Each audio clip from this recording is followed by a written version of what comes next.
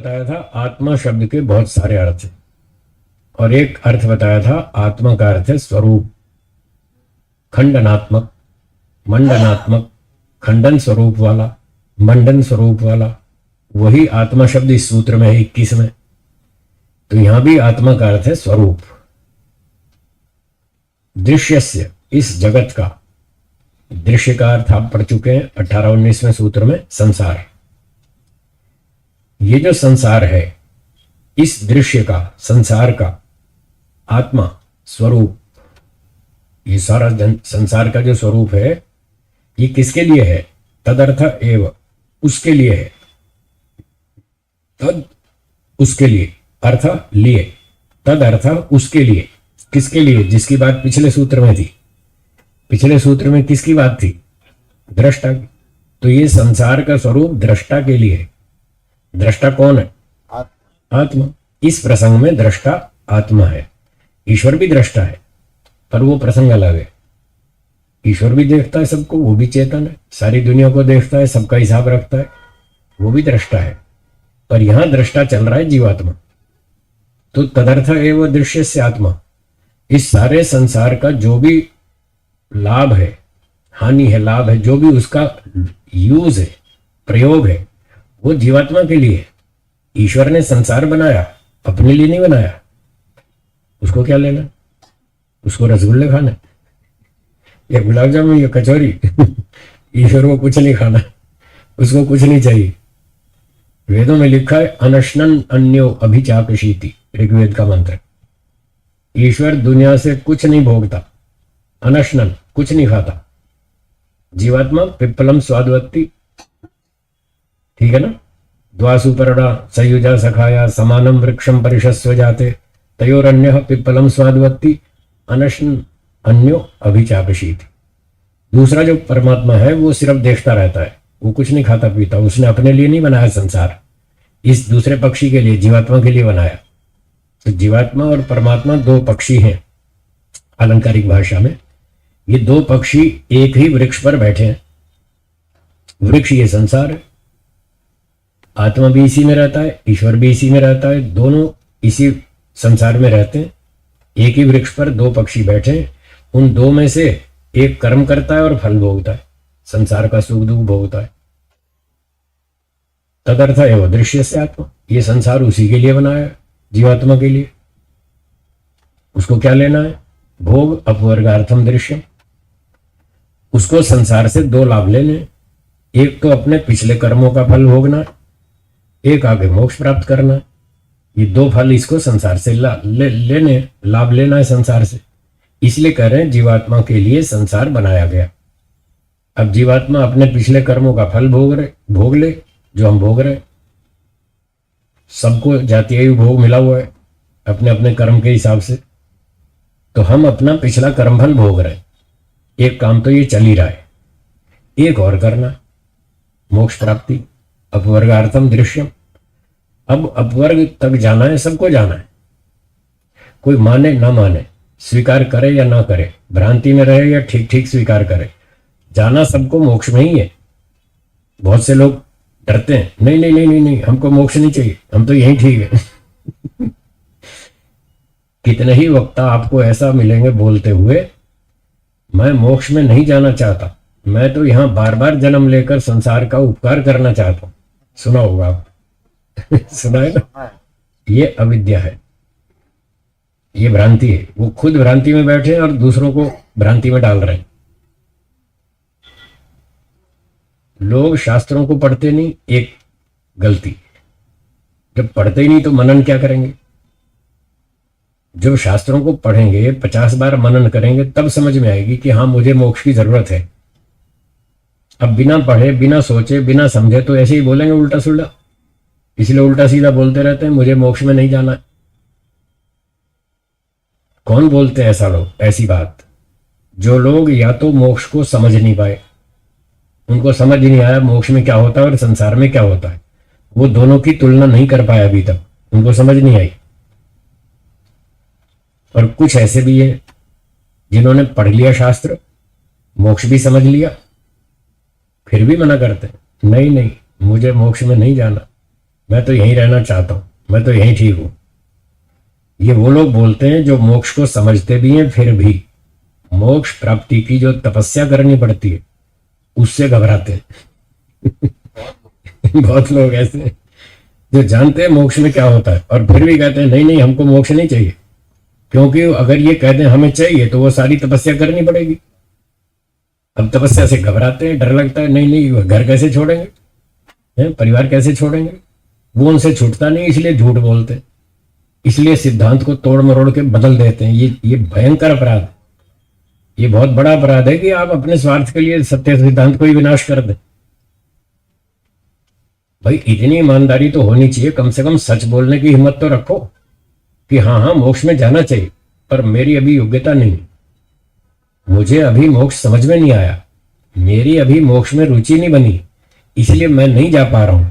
है ये गलती, है ये कमी, मैं मेहनत करूंगा, मैं पुरुषार्थ करूंगा, एक दिन मैं इस बात को समझूंगा कि मोक्ष में जाना जरूरी है, मोक्ष में जाना ठीक है, और मैं उसके लिए पूरी तपस्या करूंगा। कम से कम इतनी तो ईमानदारी रखो, सच तो बोलो। तो झूठ बोलते हैं, नहीं नहीं मुझे मोक्ष नहीं चाहिए, मैं तो उपकार करना चाहता हूं। चलो मैं उनसे पूछता हूं, मेरा सवाल है, दो जवाब। आप मोक्ष में नहीं जाना चाहते, कोई बात नहीं, आप कहते हैं मैं परोपकार करना चाहता हूं। मेरा प्रश्न है आप परोपकार क्यों करना चाहते हैं, बताइए क्या उद्देश्य है। फिर अभी तो कह रहे मोक्ष में नहीं जाना चाहता, हम कह रहे मोक्ष के लिए। आई गलती समझ में आई। परोपकार करने से कांटे नहीं चुभते, उससे मोक्ष ही तो मिलता है, और क्या मिलता है। परोपकार करना मोक्ष का साधन है। एक तरफ परोपकार करना चाहते हैं, एक तरफ कहते हैं मैं मोक्ष नहीं चाहता, ऐसे कैसे होगा। एक तरफ ऑफिस जा रहे हैं, फिर कहते हैं मैं सैलरी नहीं चाहता, ऐसे होता है क्या। भाई आप सैलरी नहीं चाहते तो ऑफिस क्यों जा रहे हैं, काम क्यों कर रहे हैं। इसीलिए तो काम कर रहे हैं कि सैलरी मिलेगी, सैलरी मिलेगी तो खा पी के अपना घर चलाएंगे। तो इस भ्रांति से बचें, सावधानी से बोलें।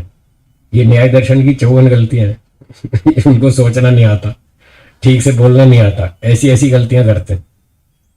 तो ये कभी नहीं कहना कि मुझे मोक्ष नहीं चाहिए, सबको चाहिए, चींटी को भी चाहिए, कुत्ते को भी चाहिए, गधे को भी चाहिए, उल्लू को भी चाहिए, सबको चाहिए, सबको मोक्ष चाहिए। कैसे चाहिए सुनिए, पहले ये समझ ले मोक्ष में होता क्या है। बोलिए। पहली बात, सारे दुखों से छूटना। दूसरी बात, ईश्वर का उत्तम आनंद प्राप्त करना। ये दो मुख्य बातें हैं मोक्ष में। एक तीसरी एडिशनल भी है, वो है पूरे ब्रह्मांड की सैर करना। पूरे ब्रह्मांड की सैर करना। कुल मिलाकर ये 3 बातें होती हैं मोक्ष में।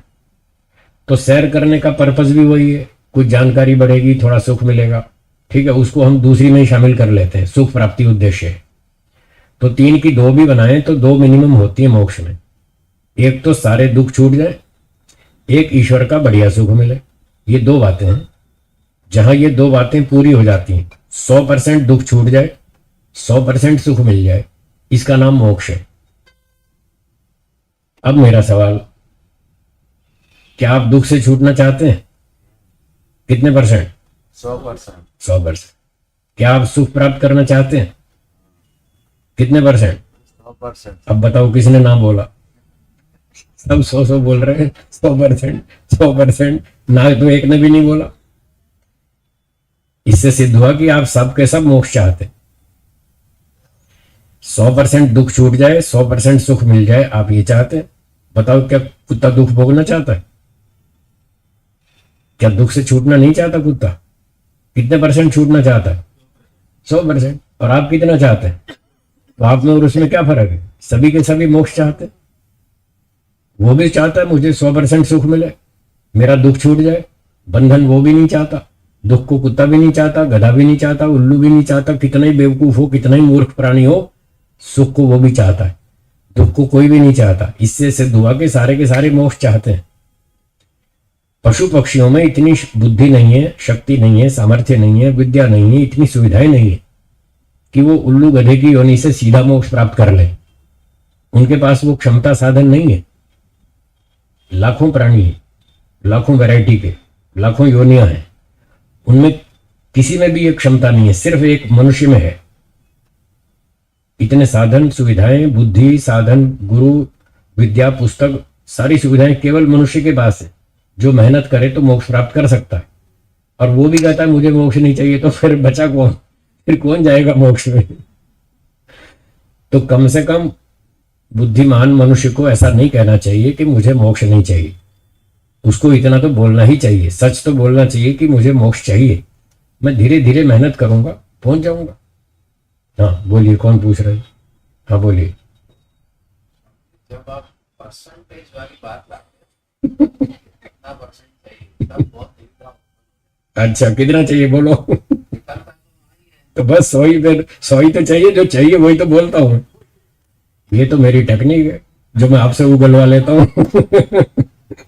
यही तो मेरी कलाकारी है कि मैं आपके मुंह से उगलवाना जानता हूँ। ये सच क्या है, ये कैसे उगलेंगे, वो टेक्निक मुझे पता है, और मैं वो टेक्निक इस्तेमाल करता हूँ। और आप अपने मुंह से कहते हैं हाँ हमें 100% सुख चाहिए, 100% सुख चाहिए, 100% दुख से छूटना है।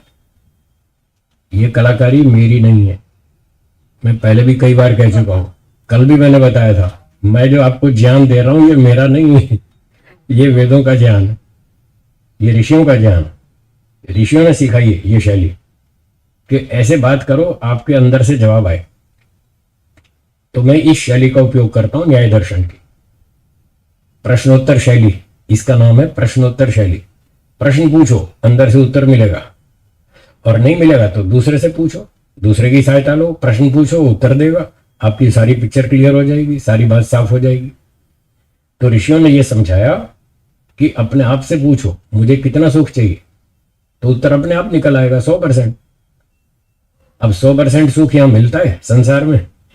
मिलता हो तो ले लो, मुझे क्या तकलीफ है, मत जाओ मोक्ष में, यहीं रहो ना। 100% ले लो, यहां मिलता हो तो। यहां मिलता नहीं तो कहां मिलता है? मोक्ष में। इसलिए सीधी बात है, मोक्ष में जाओ, जिसको जाना है जाओ, कोई जबरदस्ती नहीं, मेरी ओर से कोई जबरदस्ती नहीं है, आपकी इच्छा है। मेरा काम बताने का है, मैं बता दूंगा। आपको शंका हो तो 20 शंका पूछो, मैं उत्तर दूंगा, फिर आपकी मर्जी, आप स्वतंत्र हैं। इच्छा हो तो चले जाना, नहीं हो तो नहीं जाना। मुझे समझ में आ गया, मैं चल दिया, 2-4 जन्म बाद आपको आ जाएगा समझ में। कब तक पिटोगे यहाँ संसार में? पिट पिट के तंग आ जाएंगे, दुखी हो जाएंगे, परेशान हो जाएंगे। जब परेशान होंगे तब निकलेंगे यहां से। कल बताया था, जब तक कमरा शुद्ध है, साफ सुथरा है, तब तक आप कमरे में बैठेंगे, और जब उसमें धुआं भर जाएगा फिर क्या करेंगे? भागेंगे, निकलेंगे यहां से। तो जब यहां धुआं भर जाएगा ना दिमाग में कि संसार में बहुत कचरा है, बहुत झंझट है, बहुत दुख है, बहुत समस्या है, बहुत कष्ट है, जब यहां ये कचरा भर जाएगा धुएं वाला, मतलब धुएं का विचार आ जाएगा, तो यहां से निकलना चाहिए। तब आपको ये बातें समझ में आ जाएंगी और आप निकलने की तैयारी करेंगे। तब आपको निकलना अच्छा लगेगा, आसान लगेगा। आज कठिन लगता है घर छोड़ना, जब कमरे में धुआं भर जाएगा तब कमरा छोड़ना सरल लगेगा, हाँ या ना? हाँ, तो अभी तो अच्छा साफ सुथरा कमरा है, बढ़िया सुविधाएं हैं, बहुत सुख मिल रहा है, एसी चल रहा है, सब ठंडक है, सब मजा आ रहा है, तो तब तक कोई कमरा थोड़ी छोड़ेगा। जब धुआं भरेगा तब छोड़ेगा। तो जब तक संसार में सुख दिख रहा है तब तक आप नहीं छोड़ेंगे, जब दुख दिखने लगेगा तब छोड़ेंगे। शरीर में भी तो ऐसे होता है, दुख आता है तो आदमी छोड़ता है, मैं मर जाऊं तो अच्छा, तभी छोड़ता है, छोड़ने का विचार है। जीता तभी उसका विचार आता है। तो ये शास्त्रों का सिद्धांत है, वेदों का सिद्धांत है, जब तक दुख नहीं दिखाई देगा संसार में तब तक आप संसार को नहीं छोड़ेंगे। तो क्या करना चाहिए? दुख देखना शुरू करो। दुख तो है, मैं कोई दुख डाल थोड़ी आऊं, दुख तो है ही, आपको दिख नहीं रहा, केवल इतनी बात है। सुख समझ रहे, सुख है भी सही, ये ठीक बात है, सुख भी है दुख भी है, दोनों है, हाँ या ना? हाँ। आपकी दृष्टि में और ऋषियों की दृष्टि में बस यही अंतर है, आप सुख को देखते हैं, वो दुख को देखते हैं, इतना फर्क है दोनों। तो ऋषि लोग ये समझा रहे हैं, यदि आप सुख पे दृष्टि रखेंगे तो फंस जाएंगे, राग होगा, सुखानुशयी राग, और दुख पे दृष्टि रखेंगे तो वैराग्य होगा, दुख पे दृष्टि रखेंगे तो वैराग्य हो जाएगा। तो संसार में दोनों हैं, सुख भी है दुख भी है। अभी तक सुख को देखते रहे, अगर मोक्ष में जाना है तो उल्टा काम करो। क्या करना? दुख देखो, दुख से दुखी नहीं होना। हाँ, ध्यान रखना, संसार में दुख को देखो, देखो और समझो, और समझ करके ये रास्ता निकालो कि छोड़ो, यहां से संसार छोड़ो, मोक्ष में चलना। ये बात सीखनी है हमको। दुख देखकर दुखी नहीं हो जाना, परेशान नहीं होना। जब सामने से ट्रक आ रहा हो तो आप देखते हैं कि हाँ ट्रक आ रहा है, तो ट्रक देखकर आप दुखी हो जाते हैं या अपना बचाव करते हैं?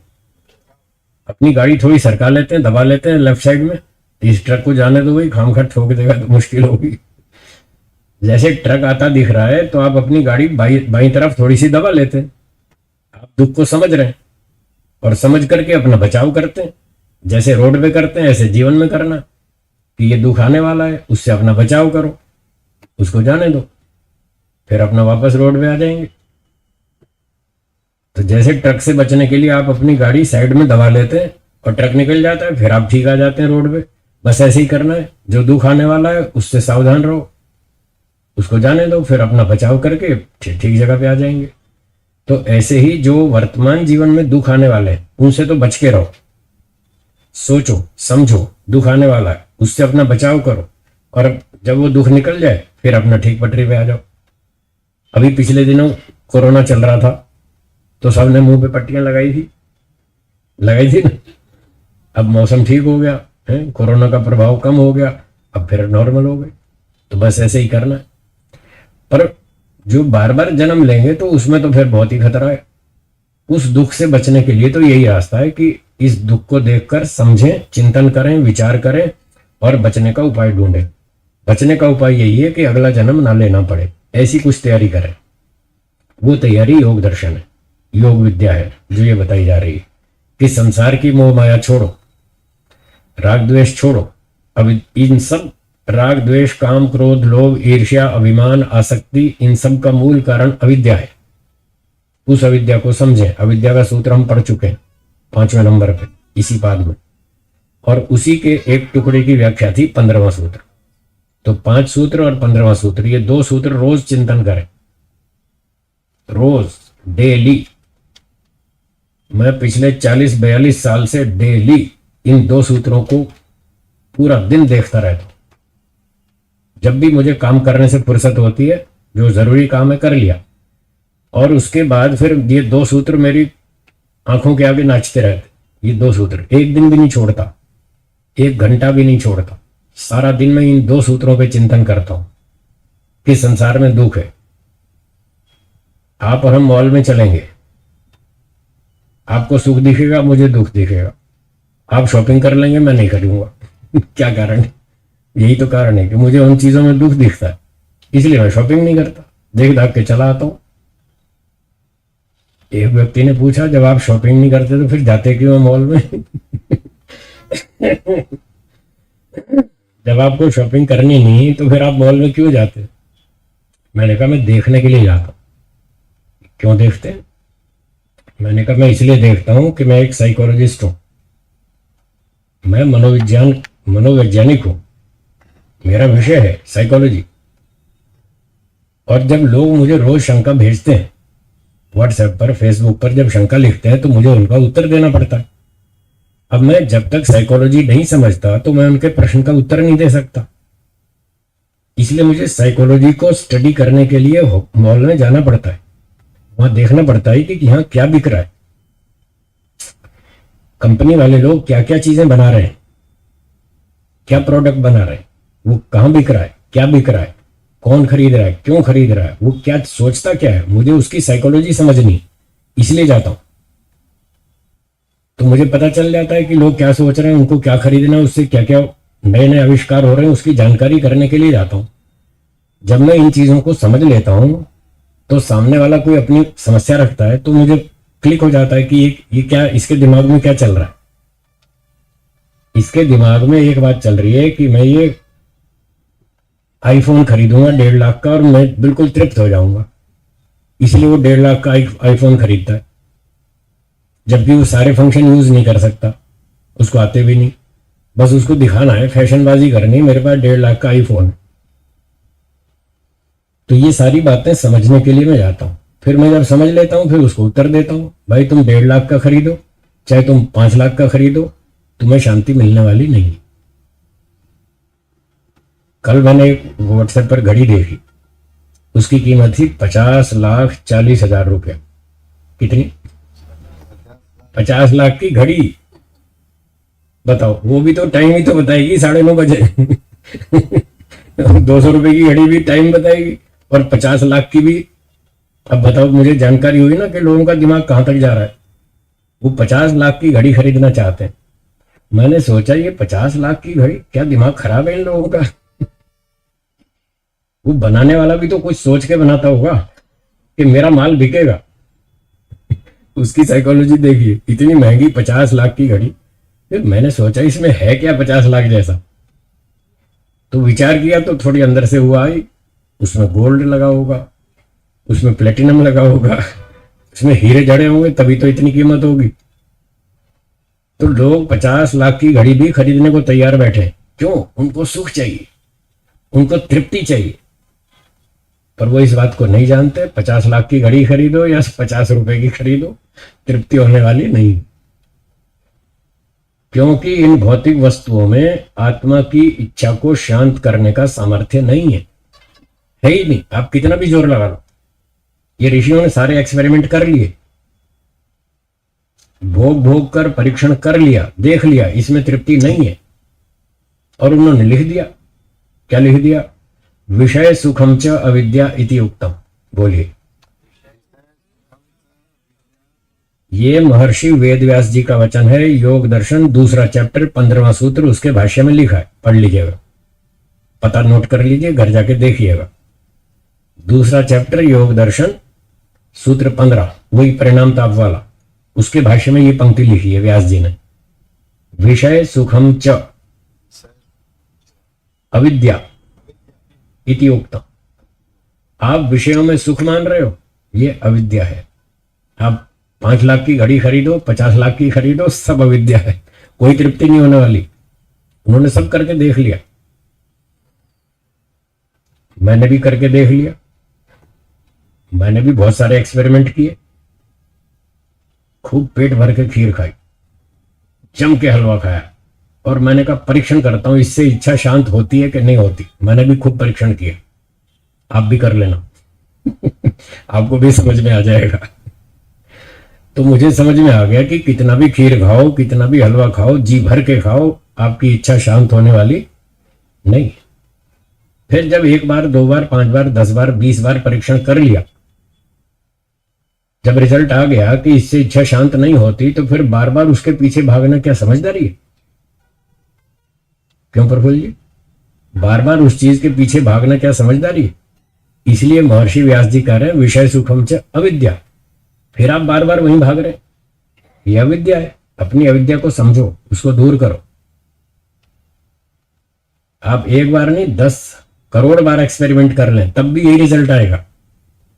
उसमें आपको शांति नहीं मिलेगी, सुख शांति तृप्ति नहीं मिलेगी, थोड़ी देर अच्छा लगेगा बस।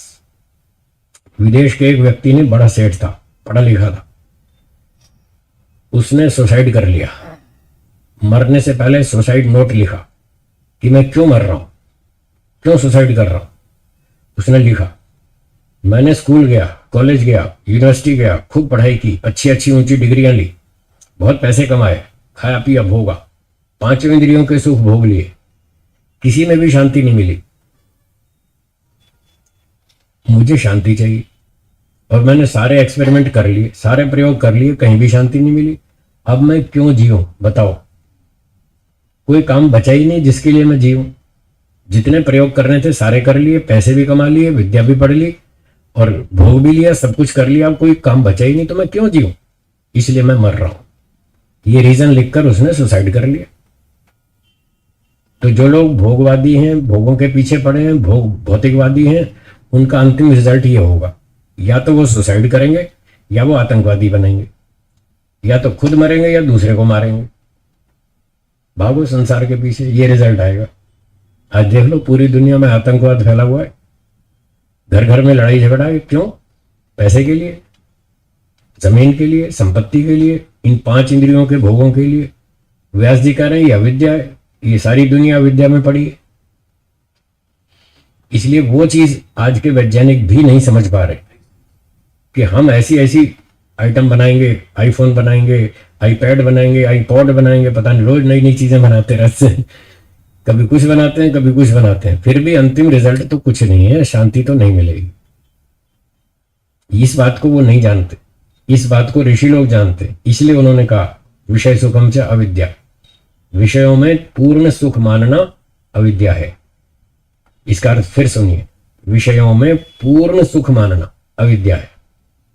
क्षणिक सुख तो है, वो तो स्वीकार है।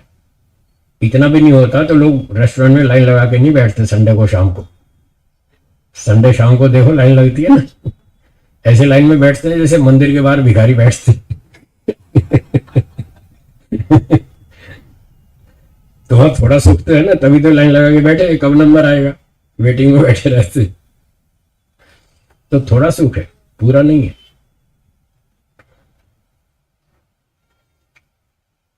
ठीक हो गया? तो ये, हाँ जी बोलिए। एक तो विषयों को भोग भोग के एक्सपेरिमेंट करो, हाँ करो, 5 इंद्रियों के सुख भोगो, खूब भोगो, उसका रिजल्ट निकालो। अंधाधुंध आंख पे पट्टी बांध के नहीं भोगना, आंख खोल के, बुद्धि खोल के, दिमाग खोल के भोगो और देखो रिजल्ट निकालो। क्या तृप्ति हो गई? क्या इच्छा शांत हो गई?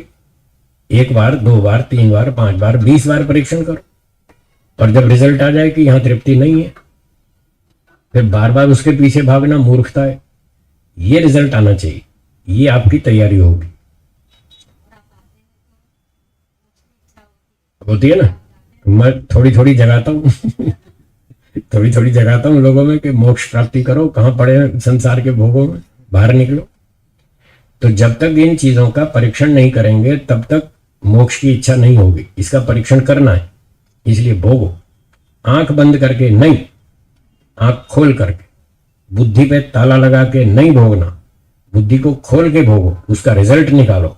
अगर तृप्ति होती है तो डूबे रहो भोगों में, मुझे कोई आपत्ति नहीं, और अगर तृप्ति नहीं होती तो बाहर निकलो। बताता